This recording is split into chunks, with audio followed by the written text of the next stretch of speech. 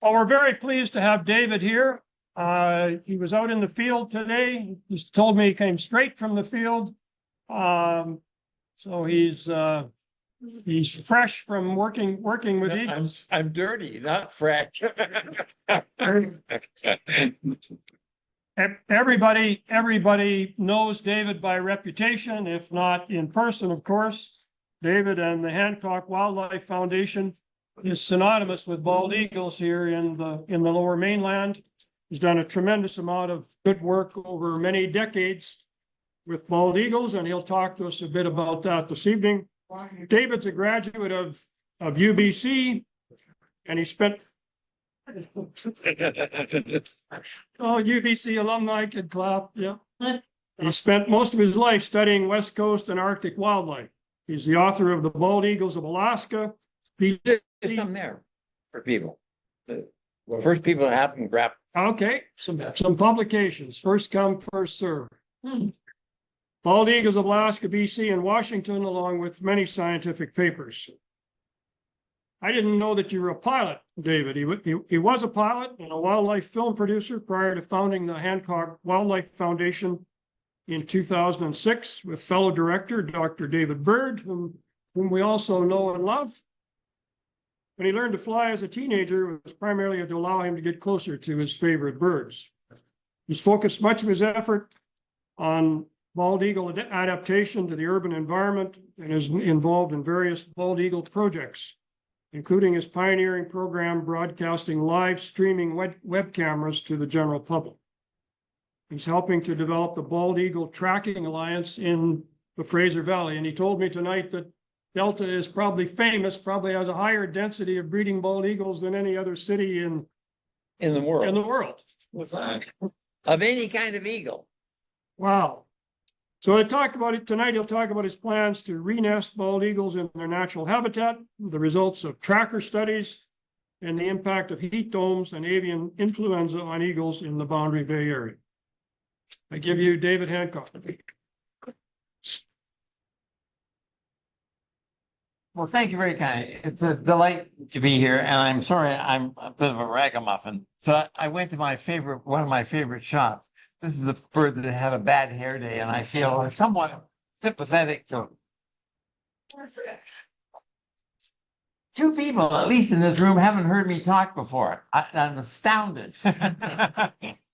So they kept asking, of course, the same question. So I'm going to take the liberty of recapping some of these early days, because I caught my first hawk when I was 12.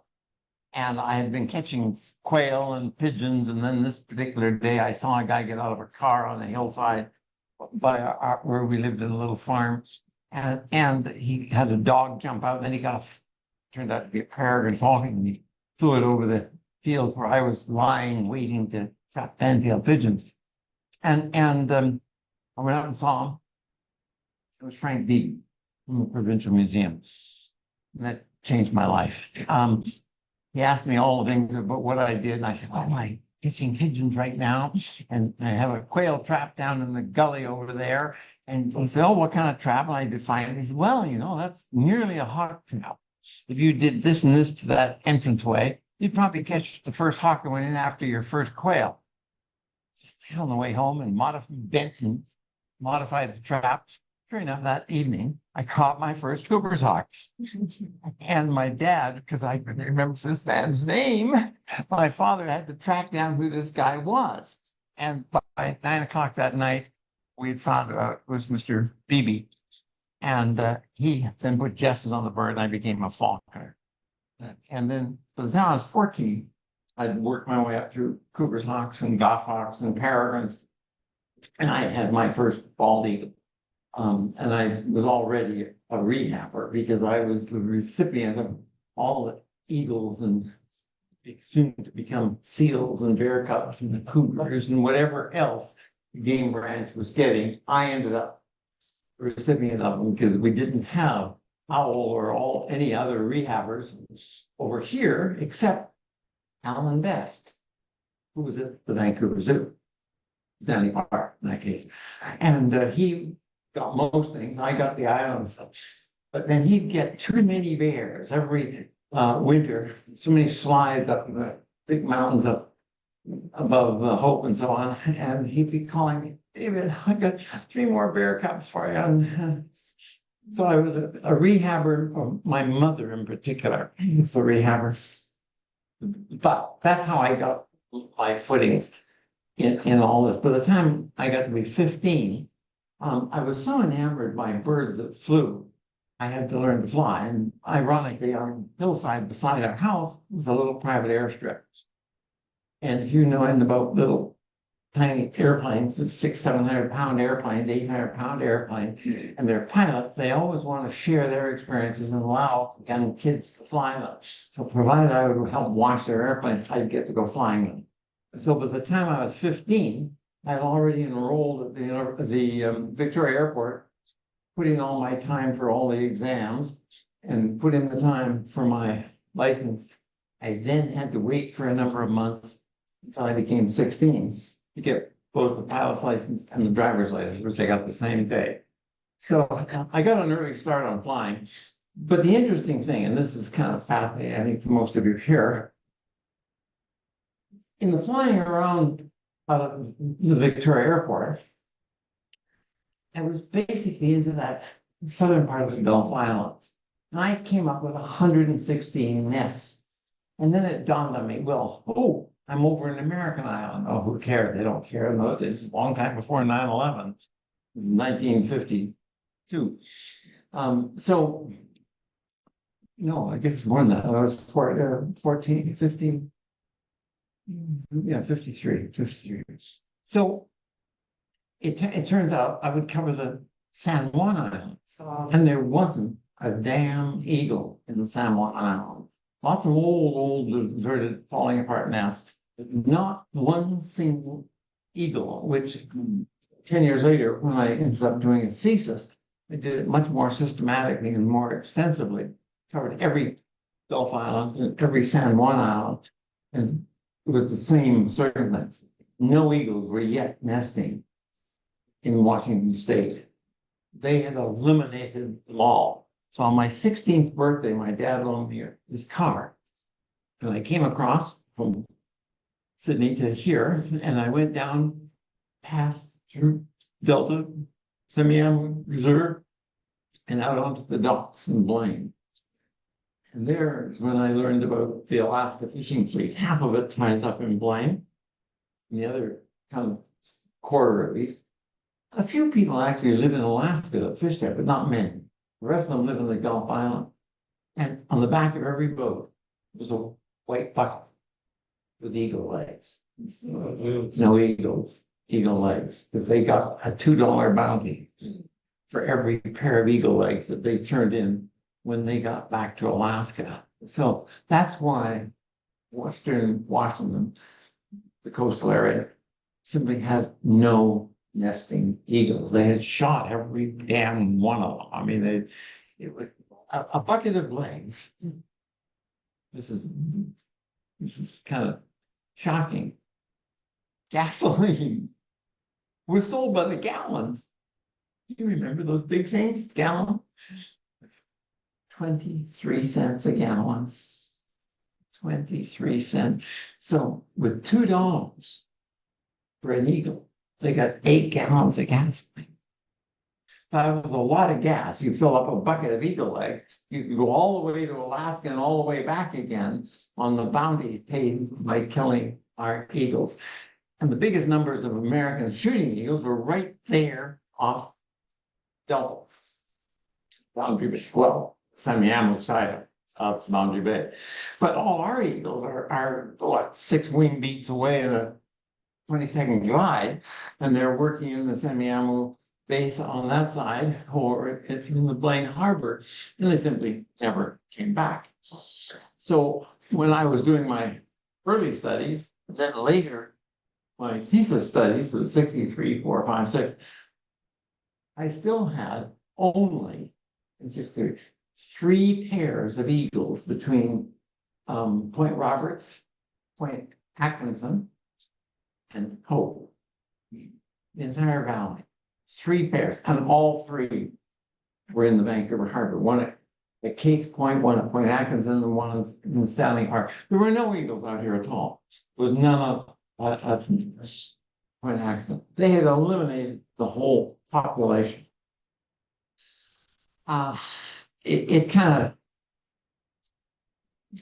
it forced me into becoming an eagle biologist. I quickly became, when I graduated from high school, a commercial pilot. But I decided that I didn't really want to be a bus driver. I wanted to be a flying biologist. And so that's what I ended up doing. Because in those days, there was simply no jobs for biologists except as teachers or the 5 biologists that worked for the government. And I knew all 5 of them. None of them were planning to retire. You know, they all worked and met every day at the Provincial Museum to have lunch, coffee, I should say, with Frank Beebe, because he was the focal point of nature in British Columbia for the whole time he was there. He was such an inspiration to everybody. He was a character. He had a photographic mind. He's the only person that read every botany book, every intertidal marine book, every book on anthropology, every mammal bird book. He was their artist. When he read and skimmed every book, every journal that came in, every one of those scientists, all the field, came to him to do the biographies for every publication that they did. And he also did all the drawings for all those hundreds of publications that the museum put out for that period of 40 years. And so all these biologists used him as such an incredible resource, and he was my mentor all my life. So I obviously ended up with this kind of a guy with a really inspirational point of view of dealing with wildlife. And I've always been so thankful for that. So I hope some of you also are kind of mentors to other people I've tried to be in my life, because I think it's a necessary thing for us older folks, or even when we're younger, to guide some of the really young people along better in this way, because boy, we're sure missing a lot of good pathways. And one thing that's missing in life for most young people coming up is some kind of incentive to get involved in wildlife and wildlife appreciation. So that's how I got involved in all this. I wanted to give you this update. I have to apologize. It's been such a chaotic year. In fact, it's been a chaotic 4 years. We had a heat dome 4 years ago, which was the first major time in recent years that I have seen a lot of dead eagles. Used to when they were shooting still.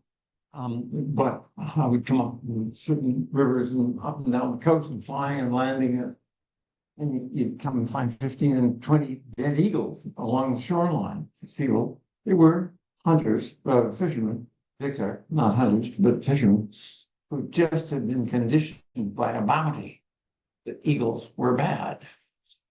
It was never occurred to a fisherman that the demise of the salmon where you were, they were being diminished and could have ever been blamed on human beings. It never occurred to them. It was always either the eagles or the orcas that were the cause of the demise of the ecosystem. And so every time you killed one, you reinforced your contribution to nature by hoisting a dead eagle. I mean, it was an obscene thing. Fortunately, I lived past that. And that's kind of what led me on further. And it wasn't for very long. And into the 60s and into the 70s, you could see the shift take place. And it all really happened in the world by one person. Anybody know who that one person was? Rachel Carson. Indeed. I mean, she was supported by a whole bunch of other biologists doing similar studies. She, however, had the presence of mind to bring it all together in Silent Spring, that monumental book. And it changed the world. And it changed it so incredibly positively. Not only did we get bans on pesticides and other an awareness of the deadliness, so many things that we introduced into the wild, but the public became sympathetic to the cause. And we got an Endangered Species Act, and we got a whole bunch of other things that followed. And it became the turning point of our awareness of the sensitivity of wildlife to being persecuted unjustly. And sometimes inadvertently, as in the case of the pesticides, initially it was inadvertent, that was killing everything off. I mean, the pesticides were developed as really a big popular thing to kill bugs on the servicemen in the trenches. But at the same time, it was a whole group of biologists and anthropologists trying to figure out how to grow more crops in confined areas, and where normally the transmission of diseases and parasites would have kept things more difficult and more in order. But pesticides rock the balance of the scale so much in favor of humans. It just eliminated all the bugs. But of course, as we all now know, Silent Spring, that eliminated so many of the songbirds, particularly the predators that were living on the dead songbirds.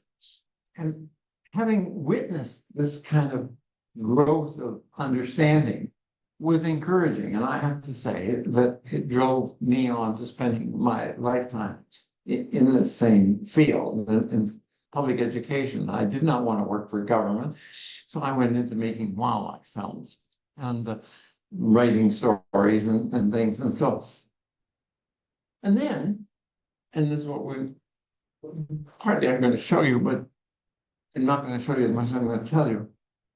What has happened in that last 50, 60 years? I'm going to sit down for one thing. That's one of the challenges of getting old. The legs don't work quite as well. I've been up on them all day. One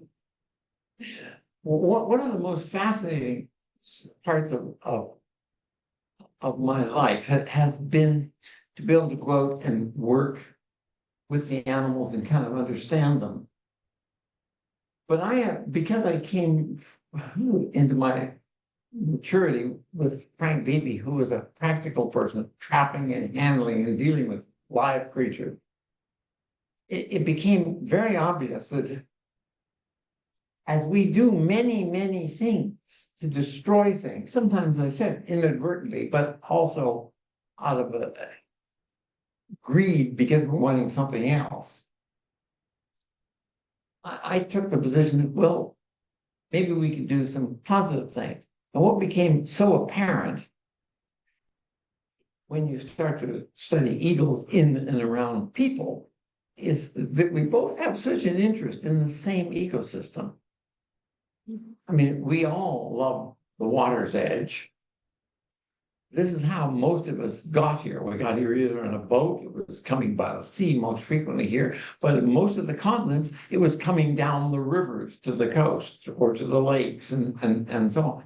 And as we worked those waterways, because you could travel them in your canoes, you tended to cut down the trees and you use them. You use them for wood, for building your houses. And of course, as soon as we got here, it was an industry waiting to be all these big trees waiting to be cut down and sent to Europe. And so we did. And when you look at many of, well, you live in the world's most degraded habitat in many ways for eagles, and that's Boundary Bay and Delta. It has had all the major trees taken from it, which they want to nest in. And eagles here are largely nesting in new emerging cottonwoods, which grow very quick, fortunately, but it's a relatively new tree here. It would be up in the slide areas and so on, but not as many in the low down. And in the outer part of the valley here. And the result is that we've had eagles move, well, all their big trees disappeared. They were, to a large extent, cut down. There's a few exceptions. Boundary Bay on the east side, White Rock, Crescent Beach. It has a wonderful big area. And the guests here today from Vancouver, they have one of the other most interesting areas of historic big conifers, and that is the UBC lands, but it's being decimated every year from when I went there. When I went there, there was 10,000 students at the, I thought that was a huge number. How could they have 10,000 students at the universities? What do they have now? So 62,000. 62,000, my God. And probably the 6 times they've depleted the big trees by probably the 6 times, 6 of them now. So the point I'm getting at is Delta, more than anywhere else, cut down all the big conifers because the Boundary Bay would have been surrounded by some kind of conifers. And I began to experiment with this kind of practical aspect that I had of seeing eagles largely trying to live in old abandoned, or not abandoned, but thank you, new red-tailed nests. In almost every nest in the early years was a red-tailed nest, just expanded to hold an eagle. And so I started to reinforce red-tailed nests, and then I started to build eagle nests. And so pretty soon, I mean, this is where people, you can find encouragement. There was a Wildlife Act that protected eagles in eagle nest trees for a long time, 30, 40 years now. But they never enforced it. And the argument was, well, those 2 arguments. Number 1 was, well, you don't want to get in the road of developer making a buck. And the second one was, well, what would we do as an alternative? So the minister just would sign it off. Protected element, nest, the tree, except it was simpler to just not do anything. Until I started to say, there is a way, and it's not complicated, and it's very simple. And you just have to build a bloody nest for them or expand the nest. And now literally after we got to control, I say we, meaning the foundation, got to control the dates at which things happen, like when you take out a nest or when you build it. And you don't want to do it when an eagle is watching you. That's the first no-no. In fact, I want to tell you another small story. Early on, when I was doing those early first surveys, one of the things that was so noticeable to me, because I was also a bander. I'd been a bander from 13 on. And I used to go to some of the seabird colony islands off Sydney and Victoria and band hundreds of gulls and cormorants and so on. So it was not a big step for me to want to trap eagles and hawks and band them. And I did a lot of that. But I kept records of where I went. And I never went to an eagle's nest and banded the young, that the eagles went back to the nest the next year. They always raised their young. I've never been to an eagle's nest, banded the young, but the eagles didn't raise those young. Never once in those early years did I find that the eagles went back to that nest the next year. They always built a new nest. So I thought, well, that's kind of devastating, particularly in an area where there's very few prey options. And then in the early 60s, one of the first talks I gave, which was a good talk, and if anybody wants to emulate it here, please consider it. I was invited to talk to the Canadian Audubon Society. We had one. We don't now, but we had one. I don't think it's because I gave a talk that it did that. I was so Caroline. But we had one, and I was the guest speaker one year. I followed the year after, the year before me, it was Prince Philip, because I was kind of pleased to follow him. But I'd also given him, and I had been the one that handed the Queen her peregrine falcon. Frank handed the Prince his falcon, a provincial gift a few years before. Anyway, the point I'm getting at is, and I got to give a talk back there. And there was some people up from the American Museum to this annual meeting. And I got an instant invitation to give my talk like 3 days later again in New York at the American Museum. And from there, I was like, well, why don't you come down to Florida? We have a whole series of people down there who really love eagles because we used to have an eagle man here, Mr. Charles Broley.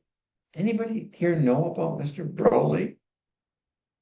He was a Canadian, but he retired to Florida at 65. Maybe he retired at 60, but probably not. He was at the American Museum asking what could he do to help with nature. And at 65, I think it was 65, they said, well, why don't, since you spend most of your winter in Florida, why don't you ban eagles? He'd never even handled an eagle, let alone banned one. He ended up banding just under 1,500 eagles over the next 25 years. It was like, he was very old. You thought he was ancient. I'm only 86 and I'm a kid still. Anyway, he was known as the Eagle Man. It was his book called The Eagle Man. It was the first book I ever bought at 15. It had just come out. So I was an enamored fan of his. And so when they said, come to Florida and walk, we'll see some of Mr. Broley's eagles next. Well, I got to see a lot of them. And I got to the very southern tip of the what do you call islands? The ones that go to the Keys. The very last island has Audubon House on. I guess it was Mr. Audubon's guest house at one point. And they're showing me through it. I was the guest of the Audubon biologist. And the lady who ran the house said, oh, you're interested in eagles. You know something? I've got, and she took me over to this shelf, and there was 8 notebooks of Mr. Broley's. All his records of banding. And I said, listen, I want to read them all. And so Sandy Sprung said, why don't you just take them home and make sure you send them back? So I got to take them all back to Vancouver. And I read them all. 3 times in the course of his life, he records in his notebooks. Can't understand why bald eagles build a new nest every year.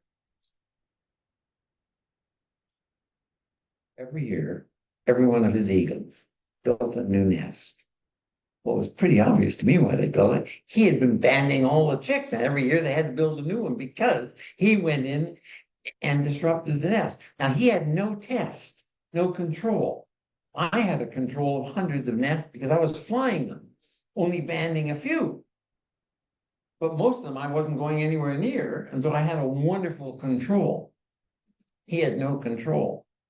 He had only his test. And it never occurred to him that the reason they built a new nest every year was him. His entry into those damn nests. And so I came back from that, wrote this up as a paper, was presented at the first American Bald Eagle symposia. And at that point, I was one of the few, I was a kid, but I was one of the few eagle biologists around. And when the Audubon Society read the chapter of the paper that was going to be published about biologists being the major disruptor of eagles, they decided this wasn't a good part of the paper, but I'd take it out. And I thought hard and long on it. But I had had 3 years of acknowledgement. So it was 3 years of studying my eagles by this time, a lot of them. And I realized that even though every year they built a new nest, they still kept producing young. They just go over 1 or 2 trees and build new nests. That impacted me greatly. Number one, about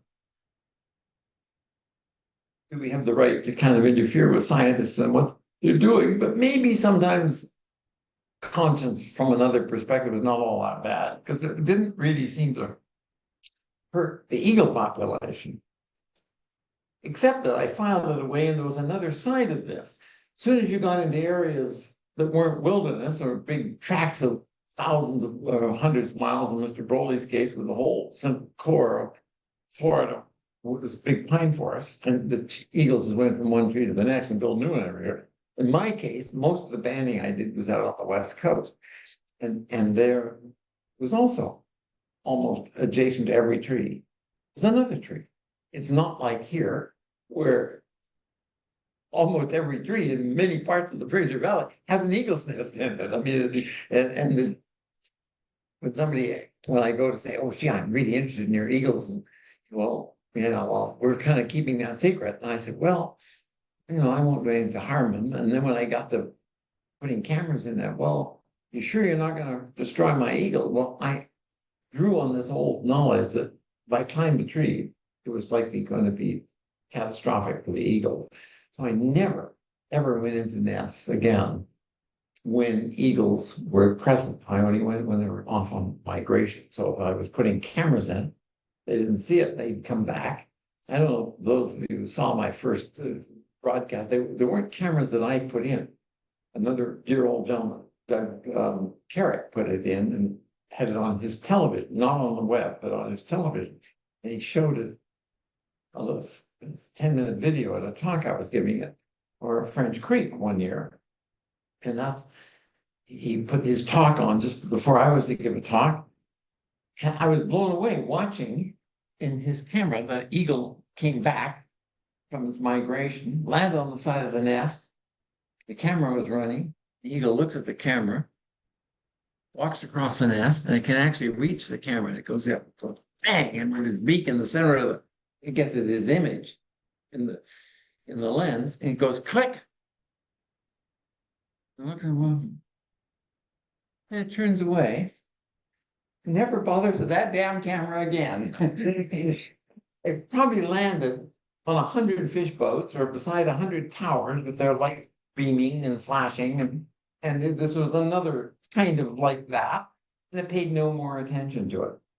And so the cameras themselves were of no concern to the eagles. It was the big predator, the human in the nest was the problem.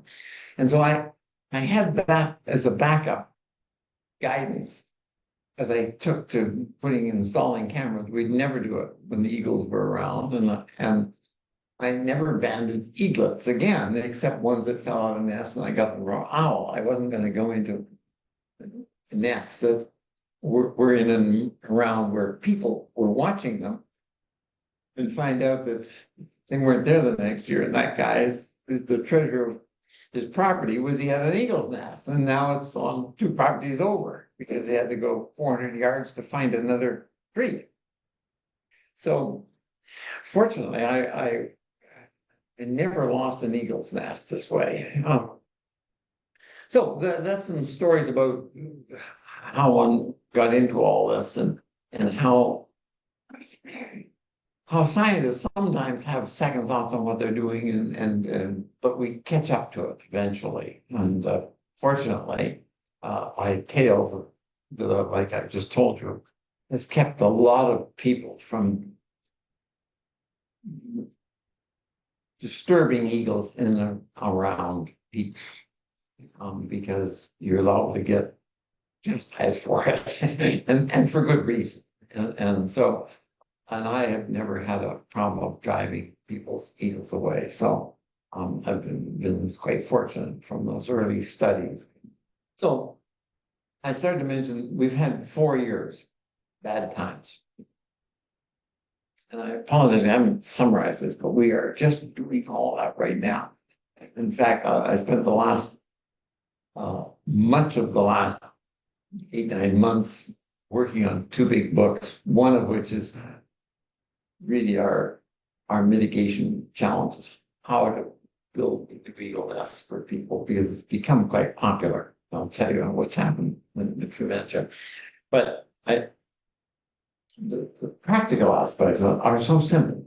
It's just understanding the biology of the eagle and not expecting to have him watch you do it. You do all the work for him behind the scenes so he doesn't see you in the nest. And if we built a nest in a tree, once we convinced the government, and when they first said, well, we'll get them to build 2 nests for one. I said, well, okay, let's build one somewhere else. Like, well, this will be an alternative nest here because you got it wrong. So the first 8 or 10 nests I built in trees, I said, they're going to nest in that one, not in that one, even though they couldn't see why I would choose that. But I felt, since I was right every single time, they finally said, well, we'll let you build a second nest somewhere else. So then I started to build nests outside the territories and started to expand territory to new areas.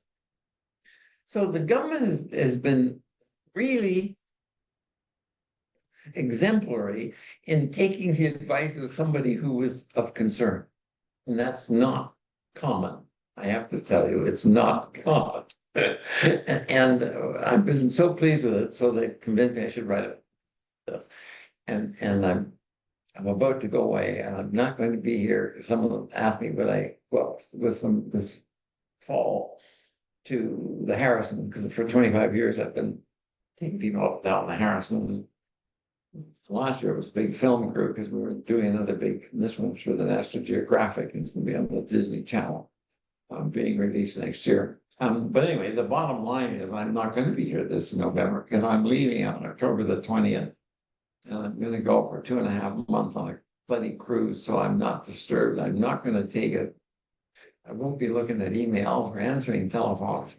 I'm going to finish this book. And the other book that I'm working on is my, which is about half done. So I'm going to, those are the kind of things that I'm working on. But what is fascinating, when I did my thesis way back, had all that data together about the numbers of eagles in the Gulf Islands versus elsewhere, the numbers that we visited with helicopters, which were devastating, as well as the ones that we were climbing, not fixed wings. They don't give a damn about fixed wings. And anyway, the bottom line is all that data has been sitting there for the 40 years. They took it out of the paper I wrote. And rereading it, I had forgotten, other than the final point of it, that eagles don't accept people in their nest. But I had it all summarized. It was all done and summarized, and I just take tables and everything. And so we've redone all that. Because of COVID and because of Kinder Morgan and the bloody pipeline that we were all, so much of us are again. But Kinder Morgan, and screwing up things, has had to pay some things. And the U.S. the Canadian Wildlife Service got a huge grant, one of the grants. And John Elliott, Dr. Elliott, has focused the study on studying the atmospheric discharges from general industry and humanity of the Fraser Valley. And so he had postulated or proposed putting 100 air censusing stations at about 80, 90 feet up throughout the valley, and then going back and testing every eagle near these testing stations, the nestlings themselves, and testing the blood and the tissues.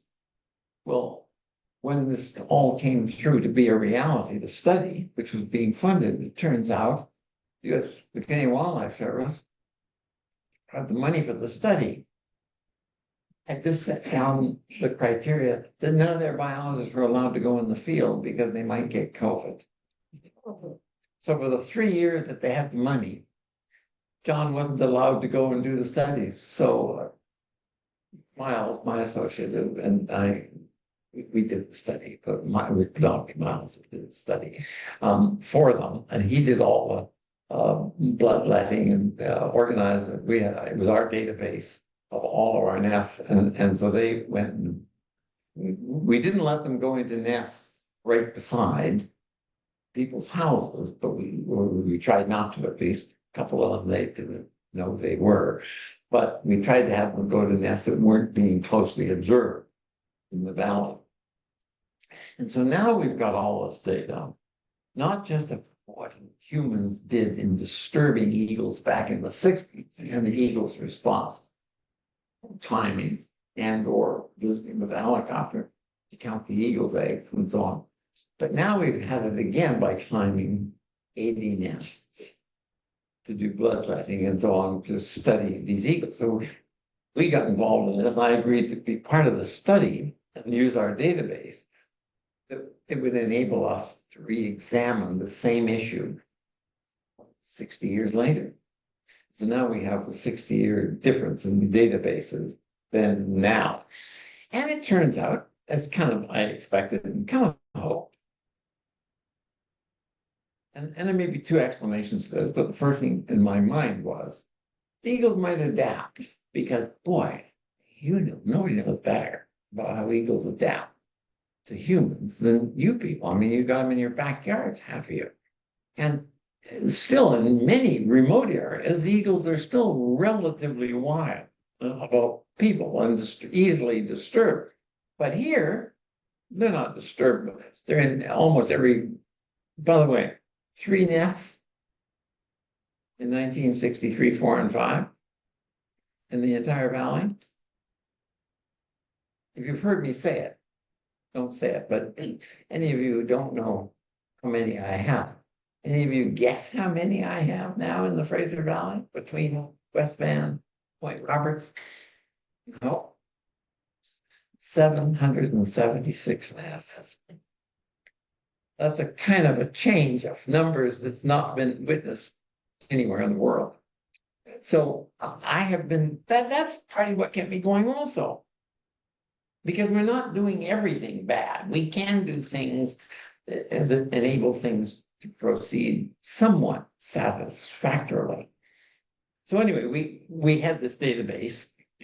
Now we got this comparison of then and now. And so this is part of one of the first big papers that we're going to use in it. And in part, it justifies, when put with some of the other data, how easy and simple it is to just build eagles a new home when they've lost them. And I mean, it's hard for governments to become the big development. Like we just went through it on the West. The nest that we took out this week, or took the cone out of a nest. It was over in Mosquito Creek, North Vancouver. It's a $600 million project. Well, it was to start with. As things happened in North Vancouver, it's probably $4 billion today. It was projected to be $600 million, and in the middle of the development was one nice big cottonwood with a big nest in it, and they wanted to remove it. And they didn't mind investing $200,000. My cost to come up with the solution was $5,000, because there was 9 other groups of government agencies that had to put their word in on it. It cost another $200,000. Anyway, we built the nest. We got the eagles to stay there, and it's quite complicated. It's one of the things happen. But anyway, that pair has been staying there every year since. And this year, one of the nests that we put there for them got coned, so they couldn't nest in it, because the nest we really wanted, but it was, for a reason, it wasn't allowed initially. It was 12 feet too close. I'll have to tell you, it was 12 feet too close to what's called a buffer zone. Anyway, the bottom line was, we took the cone out of it, so hopefully the eagles will use their offshore nest. We had this drilled offshore, and the big pole put in the intertidal zone. And the eagles use the nest every day for a feeding perch, and we put a cone in it so they couldn't nest in it. And we had it all tied down, and 3 days ago we took the cone out. It's very interesting. I had the cone made, and it was very heavy. It was made of heavy steel and or aluminum, and it weighs about 40 pounds. And it was tied down all around the outer side of the nest of the eagle, but it was tied down with rope thick.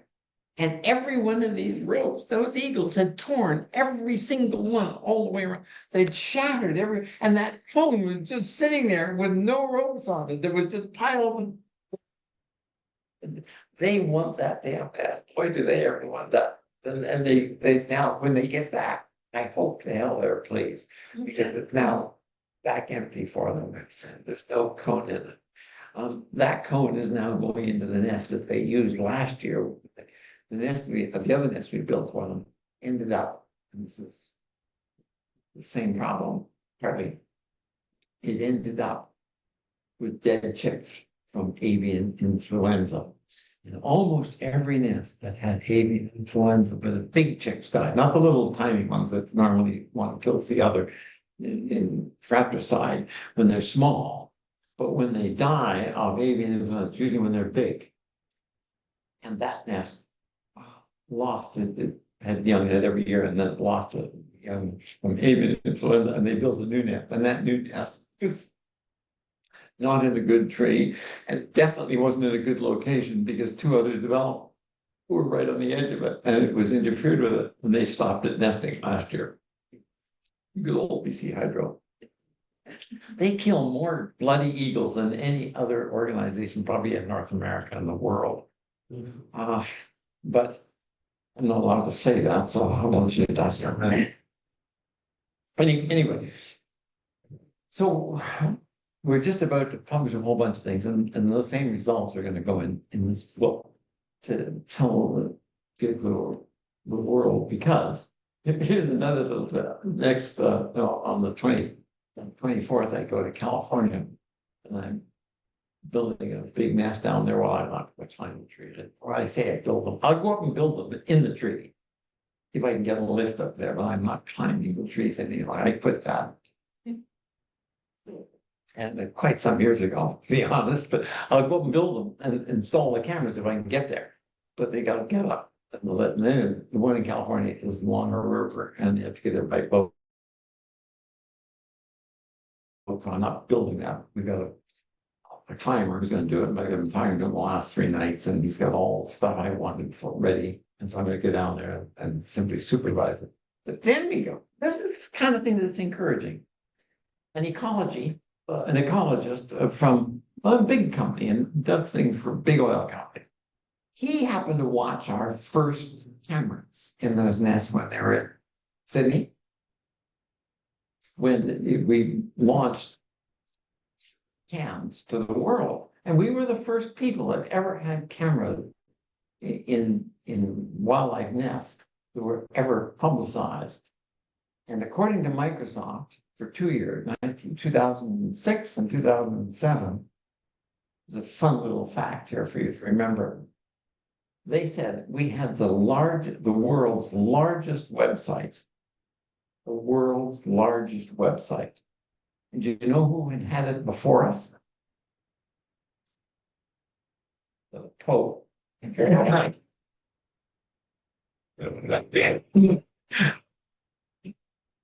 So that would be particularly delightful to me, but it was. But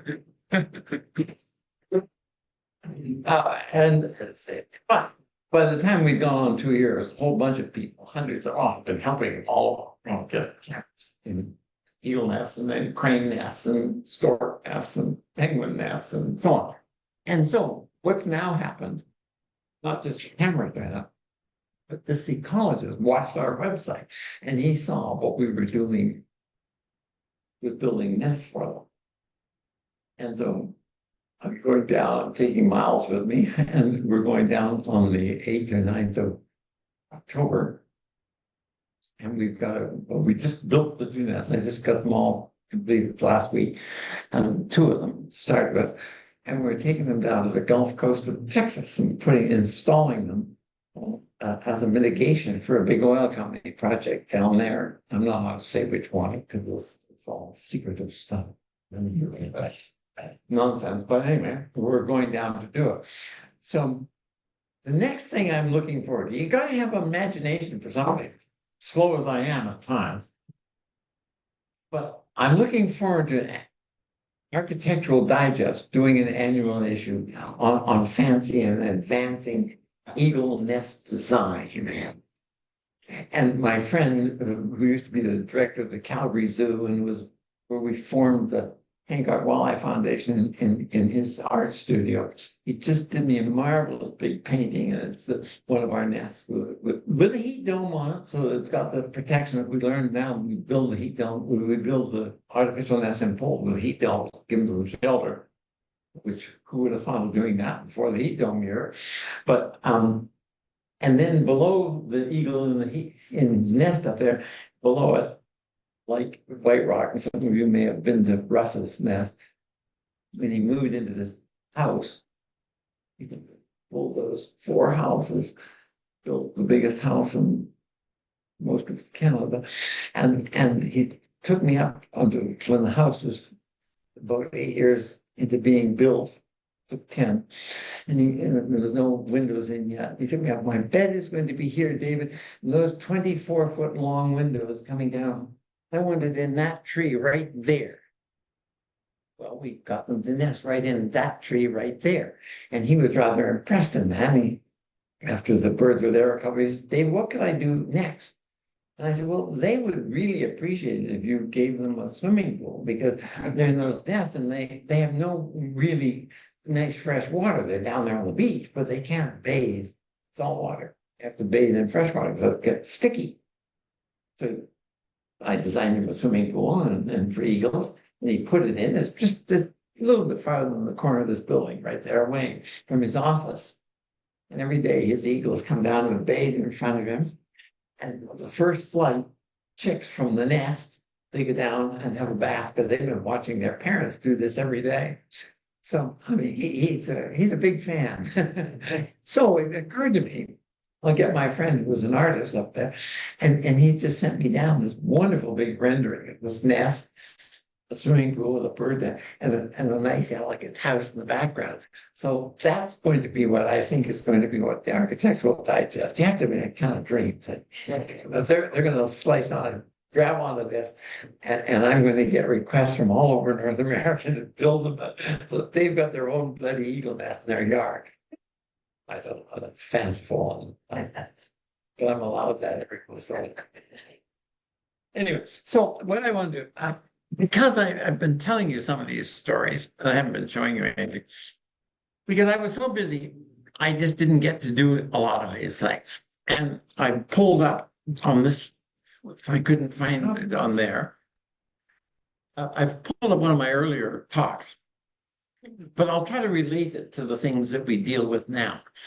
What I love about this photograph, this covers our eagles. And if you ever get a chance to go on a tour in the winter, particularly in January, the landfill, you'll sometimes see 2,000 and 3,000 eagles in the landfill in the winter.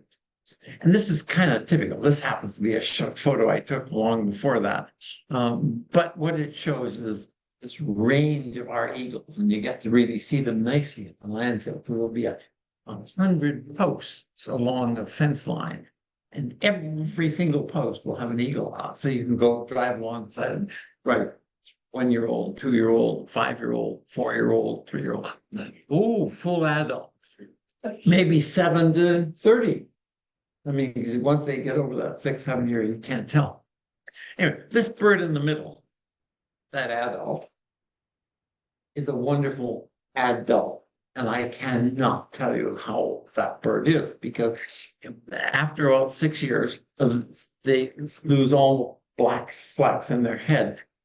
And so it's just and same with the tail. The outer tail feathers of a 5 and a 6-year-old bird have marks on them that if you get to see the tail feathers properly, you know what age it is. This is it's a full adult. So that's kind of nice. There it is in the center of the picture.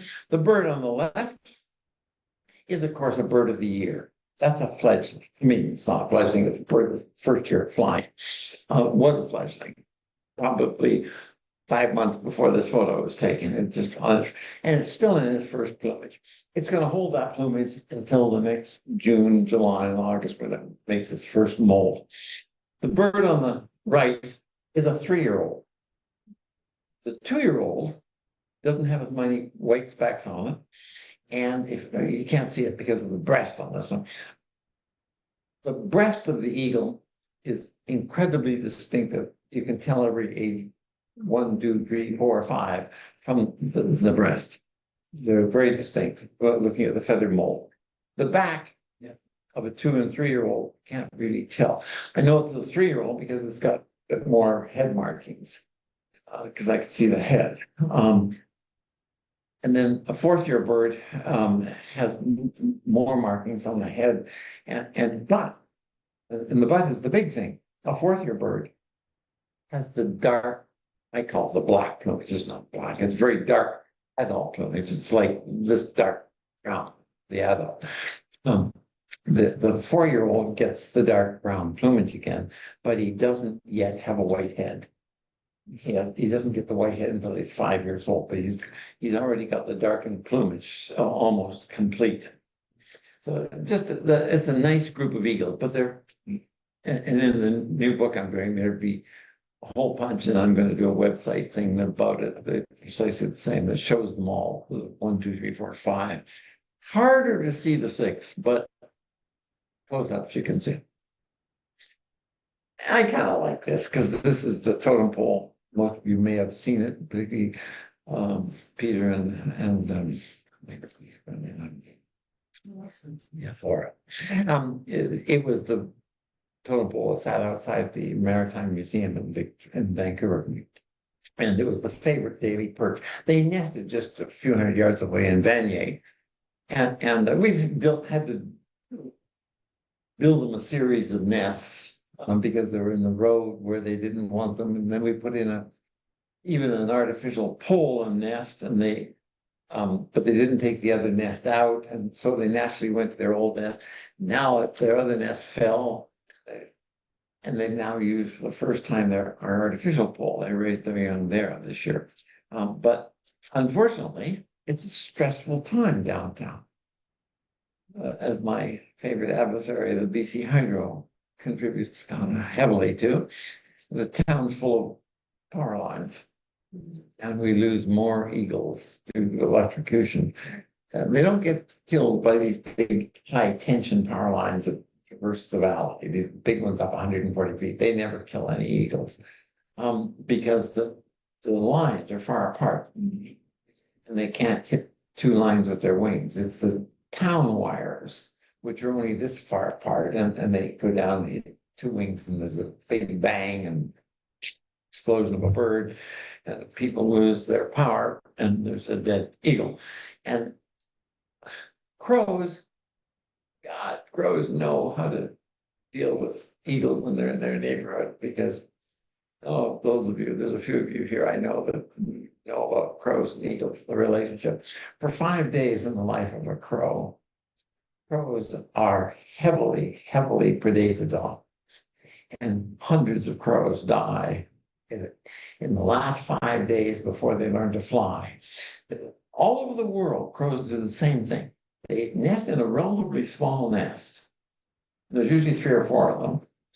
And as they get big and they start to fill this nest out and they want to exercise, they become branchers. And it's a term that is called, they're called branchers. All over the world, they're called branchers, whatever language it is, because they all do this. They come out of it and they run up and down the branches, gaining exercise as their wings are, all their feathers are growing out from the flight feather.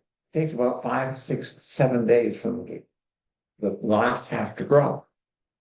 Well, once the eagles see them running along the branch, they're just in there. It's a free and easy meal because they can knock them off and then grab them as they're going down. Well, crows never forget that. Never forget that. The rest of their life is spent getting even. And so many eagles die every year because the crows know how to drive them into the power lines. It's just a fact. They know that. The crows are so clever. The big crow studies of the world have been done just right here in Seattle. And they've done things that indicate how these crows, they're unbelievably bright. The parents can tell the children for 2 generations if they see a man, that's a bad man versus a not a bad. They can describe him in advance. So when that crow sees that bad guy, he's never been seen with his parent, but he now knows to make a certain call. They know this. They've transmitted this information. They're incredibly clever. So I mean, I nearly did my PhD on crows, and then somebody gave me that Audubon meeting I was at that day. They found out that there wasn't money for my study. They said, how much did I need? And I said, well, I need the problem. I needed $25,000. I needed to buy a float plane. Doesn't hurt to ask on the lady took out her checkbook and gave me 25,000. David Hancock wasn't even made out to the university. So I was kind of lucky. So sometimes it pays to make your requests. So if any of you feel in that kind of a check, I mean, I don't see me ever. I'll tell you what the world of eagles needs. And anyway, where the hell did I get down? Crows. Yeah, crows. Yeah, and so this relationship of crows and being so damn smart. As I say, I nearly did my thesis on crows. That's what it was, but I ended up getting that money, and so I was able to do it on eagle. So lovely bird, but I love crows too. So and this is just some nice ones. Oh yeah, it's coming up. So this is very typical. You can see this little tid. This bird here is probably a 6-year bird. And if you can see the edge of this outer feather there, and the outer feather, which is hiding right there, there's little black gray specks along it. This is a 6-year-old bird. If you were to get really close in here, you'd see 1 or 2 specks of feathers on the head. Now, this is a bald crow. This is really a bald eagle, but no. This is obviously a tricky vulture, but they do have a bald head. And bald eagles were called bald because of an early English word coming from the French that the bald was white. And that's how they became called bald eagle. But this is a bird that many of you have got to see more recently. It's become relatively common and now breeds quite big numbers on the Gulf Islands, up many of our inlets coming up Fraser. Any day in the summer, at my house, and I live right on Zero Avenue, I'm as far south as you can get. There's half a dozen turkey vultures come past our home every day. So it's an interesting bird. That bird weighs, well, bald eagles, males weigh, about 5 to 8 pounds. A big, very big, fat male eagle in domestic captivity. We have one of this goes 9. Females weigh 9, 10, 11, 12. And I happen to this year never caught one over 11 pounds, 8 ounces. Oh, yeah, sorry, it's not grams. But most of you prefer the. But there is a 14-pound bald eagle that was caught in Alaska. Probably a young bird, because as some of you now know, I know some of you know this, the day the eaglet leaves the nest, it has longer wings, wider wings, and it weighs more than it will ever weigh again in its life. And the interesting thing about that is I often have people come, oh, I saw this small eagle flying around. Well, oh, it was a white-headed one, wasn't it? Oh, no, it was the young one, the baby one. Well, the day they leave the nest, they're bigger than they're ever going to be again in their life. They get, for the first 5 years, a little bit shorter wing, a little bit narrower wing. They get more competent in their ability to maneuver and fly until they get to be mature when they finally learn at 5 years of age how to hunt. But it takes them a long time. They're very inefficient as far as hunters. Anyway, so eagles will go, males 5, 6, 8 pounds, males, and females will go 9, 10, 11, usually up to 11.5 pounds. This little bird has a big wingspan, almost like an osprey, the same size. Ospreys have a 6-foot wingspan, look like a male eagle. Females can go 7. This bird, it looks about the same size, but it's only 2.5 to 3.5 pounds. It just looks small. I mean, it is small. It doesn't look small, it looks big. So it's a bit deceiving. Oh, there's the osprey as well. And it has almost the same wingspan as the bald eagle. But it only weighs 5 pounds, 6 pounds. It's incredibly maneuverable on the wing and the light wing. Outmaneuver an eagle. And this is how they can, in fact, we're putting it till early this morning. We were going to put an eagle's nest in Nickelwood, the golf course. We're putting a new bald eagle nest in for them, and got them to agree that we're funding from another source, the Kinder Morgan source, an osprey nest. And it's kind of neat. Oh, am I getting too long-winded here? I wondered if you were. I thought you might need a drink of water. Oh, okay. And here's our other adversary, or friend in arms here. That's a golden eagle on the right, and that's very typical of golden eagle with a white underpatch, particularly on a young bird. That's a young golden eagle. In fact, that's one we just released. If you look close, it actually is banded. That was up in Montana. Oh, good on you. Thank you, sir. Appreciate that. Good. Thank you.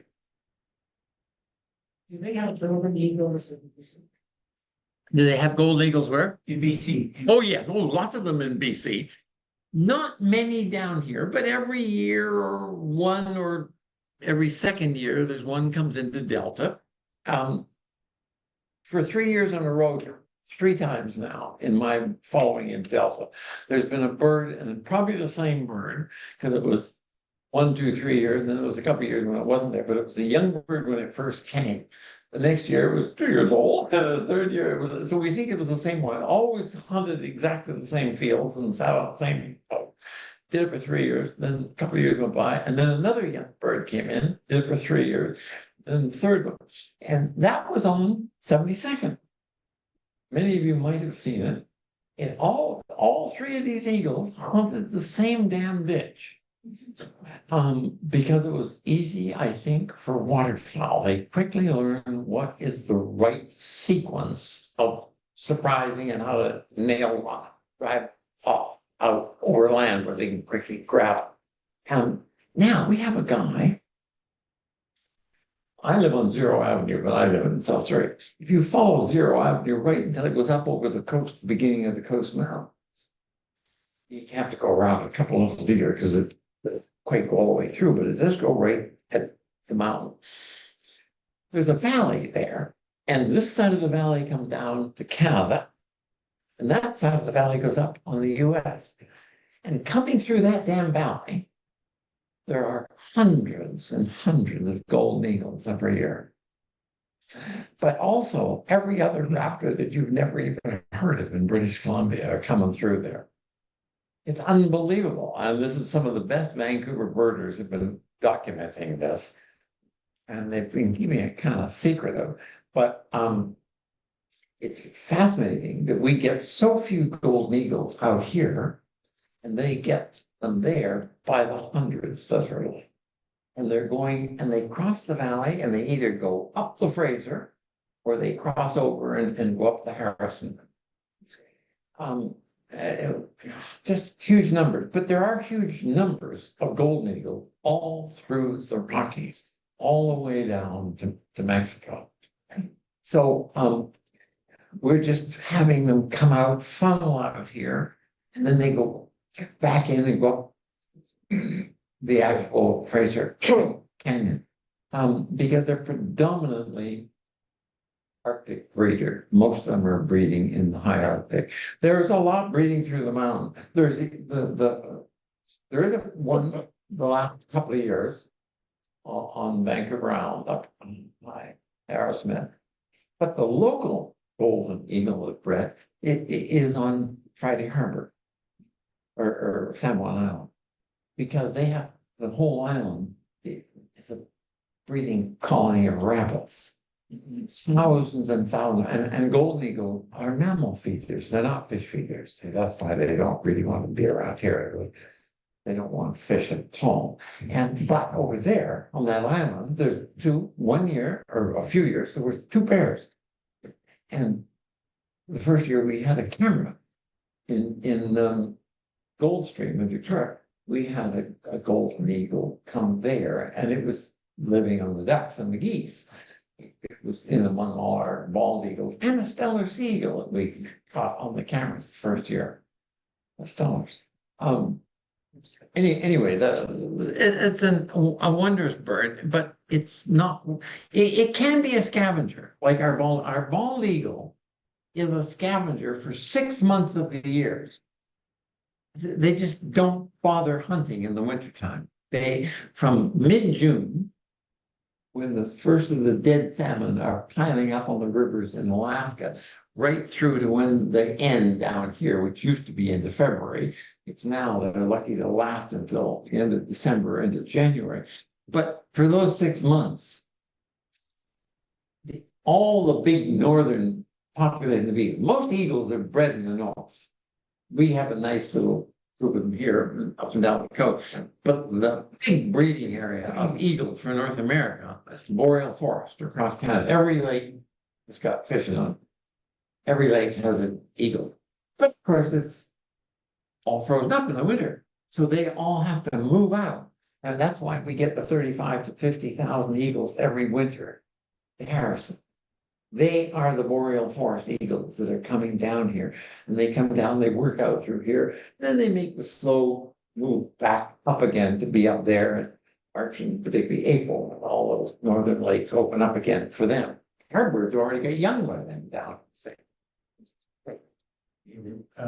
What is the size comparison to a golden eagle to a bald eagle, a full head?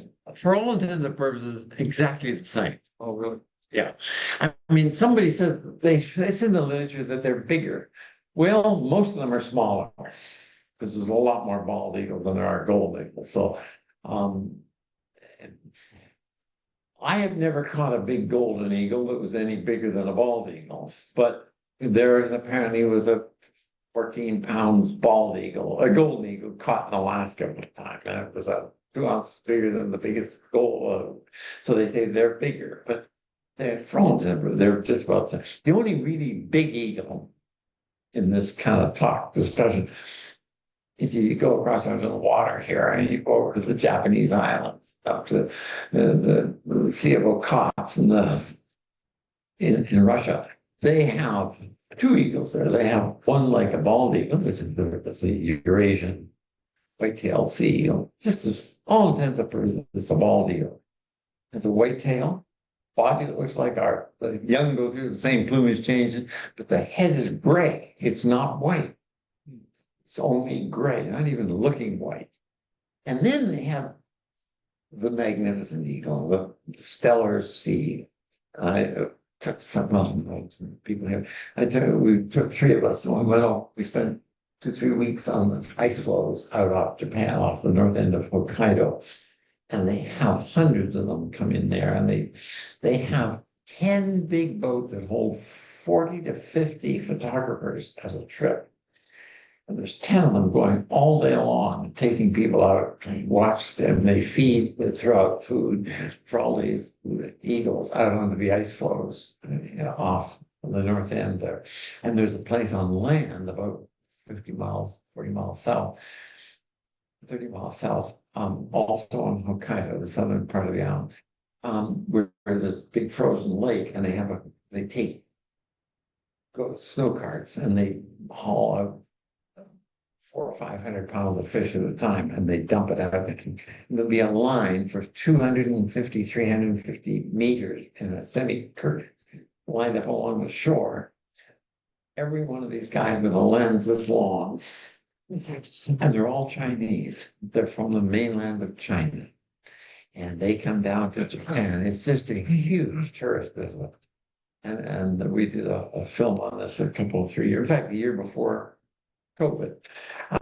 It's quite spectacular. If you ever want to go and see a lot of eagles in the middle of winter, it was about 10 to 20 below every day we were there. So just go prepared for cold weather, but it's spectacular, absolutely spectacular.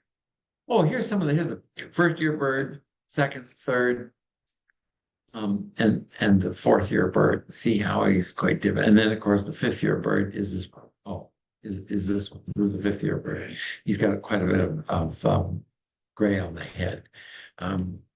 The spots on the head. Oh, then we get to the full adult. Oh, I can't seem to go back. Anyway, there we are. So I don't know how long I'm in. This is only the beginning of this talk. This is one I use for schools and talk about their tools, their eyes. This is really what's all about. Their feet, or however, how they grab their dinner, and their beak is how they tear it apart. The most important tool of a bird, particularly a predator, is the feathers.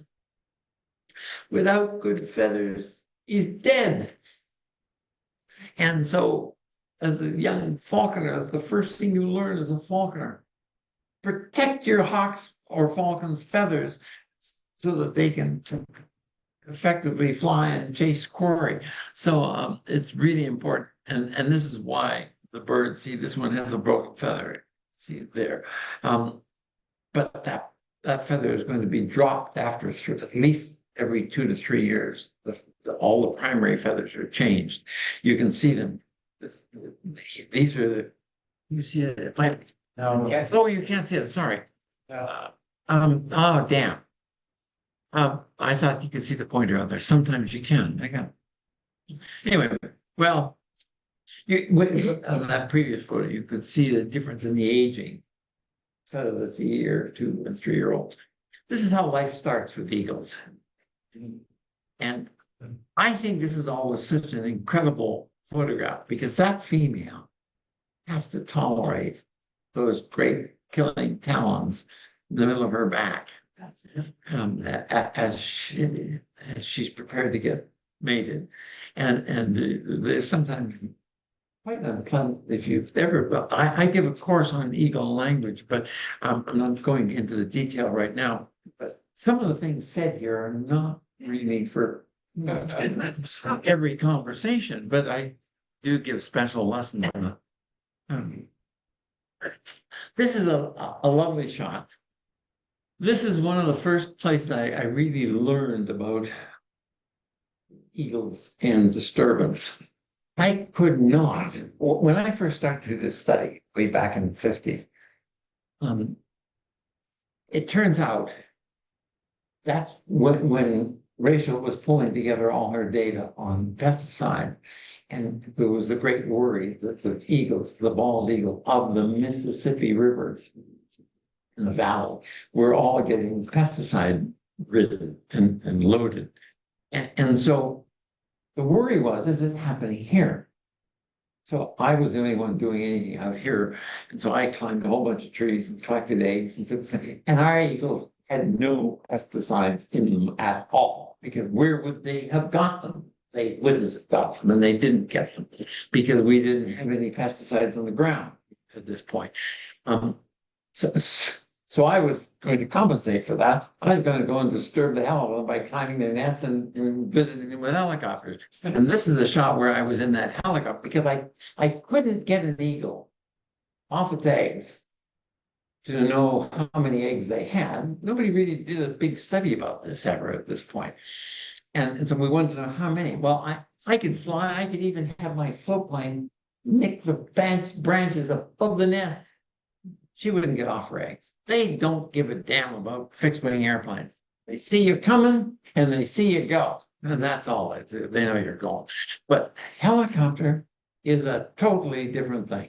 They're getting upset and excited, and when they see you coming toward them, and by the time you get within 150 to 200 meters, they're very agitated. By the time you get within 200 feet, they're already up and ready to leave.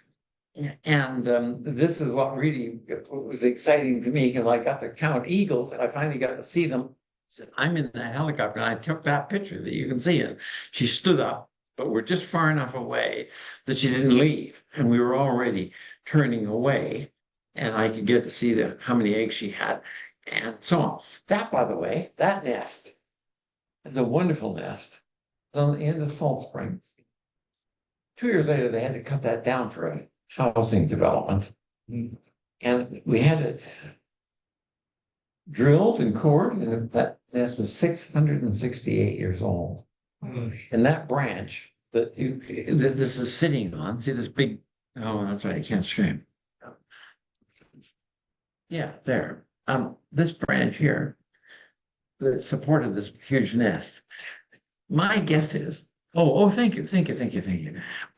My nest, my suspicion is that nest built up like it was, could have been there for 500 years. Yeah, wouldn't that have been a wonderful story? I mean, I've got some nests I've visited for 50 years, but 500, I don't think I'm gonna make it. Yeah, I don't think so.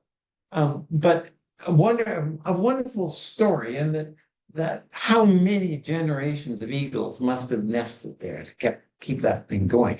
Because some cases, the eagles only last a year or 2 years at our nests, and one of them is lost. They're usually electrocuted in town, and they get another mate and carry on. But so that's a beautiful. That nest, as you can see, the bird is 3 feet long.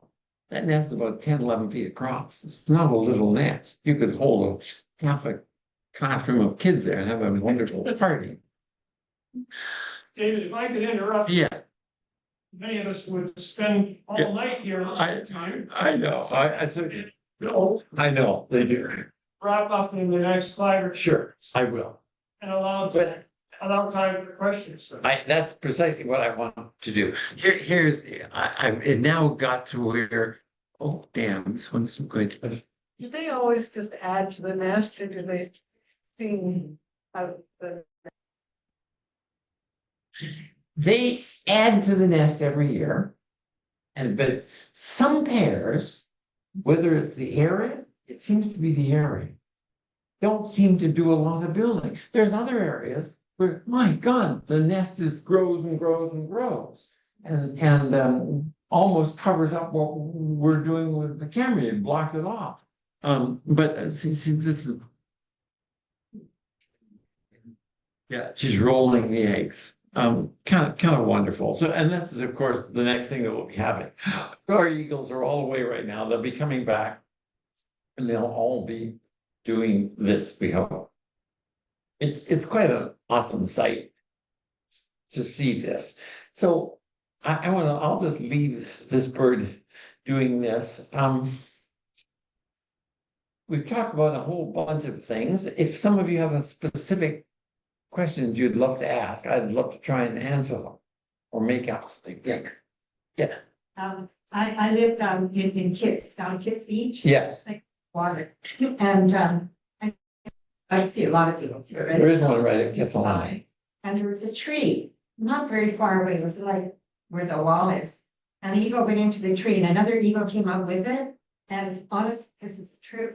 They came flying over, but then they started tumbling in front of me. Like I could have touched them if I had opened up the window. I'd be right in front of me.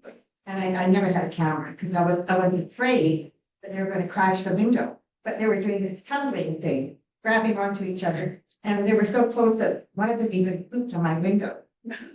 But what a blessing you had. What a blessing. If you were an American, you'd know what that was. That was payday. Because the term in the United States, if you work for the federal government, you don't get paid unless the eagle shits. Yeah. So, that was a blessing for it. But what you witnessed was aggression. If they're grabbing at each other, this is aggression. One bird intruded onto the other bird's territory. There's a lot of courtship flying, but courtship flying is, you can tell they're not aggressive. Yeah. They're enjoying, they're doing things like this and swooping and so on. A lot of eagles will go up and they'll grab talons together and do one, maybe two flips. And then go off in the opposite direction. And then more frequently, it's young birds than it is adults. They're just having fun. It was doing a somersault. It was amazing. Yeah, but you probably witnessed an aggression. One bird was invading another bird's territory, and there's going to be repercussions, and often they're deadly. They're often deadly. Yeah. So, yeah. But it has been recorded in the literature, unfortunately, where they go up and they lock talons and they tumble down and they're mating. I don't know. Nobody hears attempt this, have they? No, no. That's not how it happens. That is aggression. Yeah. It is not mating. If you watch our nests, you'll see sometimes they mate 3 and 4 times a day. They will start to mate the day they come back on October the 2nd or whatever it is, and they'll be mating several times a day, every day until they leave at the end of July. They've been mating every day, and it's strengthening the bond. It happens all the time. They love mating. Yes. I'm curious about the nest you build. How do you build them? And do you happen to have a slide? One?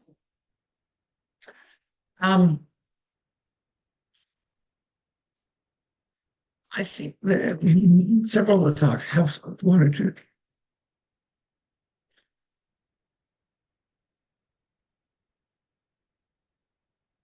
I think at the very end of this group, there might be one on the end here. Tons. You want to see a nest, an artificial nest. Do I have one here or not? This is about the biology, not the, I might have had it. No, no, I didn't have one here. Sorry. If you go to our website, you'll see lots of them. I mean, that's the other thing. I always think the local people see all that kind of detail because we have a lot of nests on the website and more all the time. And the nest I was at all day. This is in West Vancouver. It'll have 2 cameras functional. Now, to be honest, I have advised the people who funded this thing that because both chicks were big and they died of avian influenza, I said there's a high likelihood that they will not nest there this year. And that's the case. But there was no dead chicks in this nest when we went up this morning. So either they've already been removed by ravens and so on. This morning I thought there was going to be a dead chick in the nest because a raven's nest, I thought possibly still eating on the dead carcass. The guys didn't see the carcass in the nest this morning. So if the nesting is determined by the female, whether she's going to accept that nest or not. If the female is lost during the winter, it will be a new female, and she'll likely get accepted by the male. She might accept this nest if she won't know about the history. And so this, I suspect, I'm hoping is maybe what happens there this year, because if it's the same female, they probably won't nest in this nest, and that's what I advise the people who funded the cameras. But I mean, they said, well, let's risk it, and we've got the money to do it, and so they did. They did on a GoFundMe. So that's. I'm sorry, I don't have one here. I have a whole talk on it, but it's not one that I got a chance to bring today. Yes. I didn't know it was avian flu. Well, we don't always, but we do know for a lot of them was, because there's a quick study that they do it at Owl, and they say they can determine whether it's avian influenza or not avian influenza. And John Elliott was Mr. Disease for the area. Yeah. So and when we saw them dead,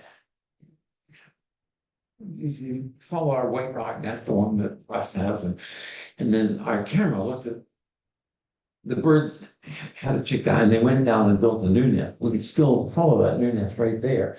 And over there, 270 feet yards, was another nest. We can see that nest. And over this way, 270 more yards, was a third nest. This is like your area. They're packed in where there's trees. Our nest had one dead, it had one, the next nest had 2 dead ones, and the one over there had one that was 10 and a half weeks of age, just about 11 weeks of age. It fell out of the nest, and it was analyzed, and it had avian influenza. And so we're pretty sure that these bigger young are dying from avian influenza. The little ones are dying from sibling rivalry. And that has been a common thing throughout, because almost every nest in North America lays 2 eggs, almost every. And hardly ever wilderness areas, not towns. Towns are much more productive than wilderness. And in wilderness areas, they basically lay one egg, they fledge one young. But towns are much more productive. There's a lot more food in towns, in and around people, everywhere. You had a question. About how much does a nest weigh? Sure. Well, that one you just saw there might have weighed a ton.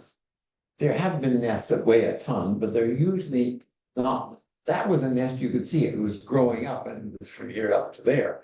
But there are trees that the crotches are like that, and they just get bigger and bigger until they collapse the tree. And they weighed, one of them weighed 2,100 pounds. They're big. They don't usually get that big here. They blow off about the same rate when they get to a certain size, which is about like this and about this thick. And they stay there. What they add blows off in winter. Yeah. Yeah. I'm hearing a mating story, maybe less than 10 minutes. Yes, go ahead. We live in one Forest Grove over in Flossin area and. Page Grove, sorry. And we walk down there, it's about 2 blocks from our house often. The one by the school? Yes. Yeah. To see what's sort of going on next year, the tired birds and something. And so one day there was a log that had most of the branches broken off. There's a winter storm blowing up on it. And there was a pair of eagles there. And one was looking at the end, looking out across the lawn. And the other one approached from behind her. And she was. But anyway, he mounted her, and about, I don't know, 15 seconds later, it was over. And he turned. Oh, that was a good long time. That was yeah. And walked away. He said, he's just gonna walk away. And Jim said he's gonna go have a cigarette. We speak our own truths. Yeah. Hill Park near Victoria, with an eagle that was our nest. On the Government Street side, right there. Yeah, I've known the nest. Yeah. And about it, yeah. Yeah. Okay. I don't think it's still there, is it? I have no idea what you do. No. I asked about this last week to somebody. They said they thought it was gone now, but they had been there for a number of years. Somebody once told me that it was a female of the eagles have bigger mouth. Was that true or not? They have bigger everything. They have bigger bodies. They weigh 9 to 12, 13 pounds. And males are only 6, 5.5, 6 to 7, 8 pounds usually. So they're bigger, much bigger. They are dominant. They have bigger head, bigger beaks, bigger feet. They have bigger wings, they are bigger. Yeah, they are just bigger and they're dominant. Definitely. Yes. Tim, that with the lack of conifers, they're choosing to build plotted legs.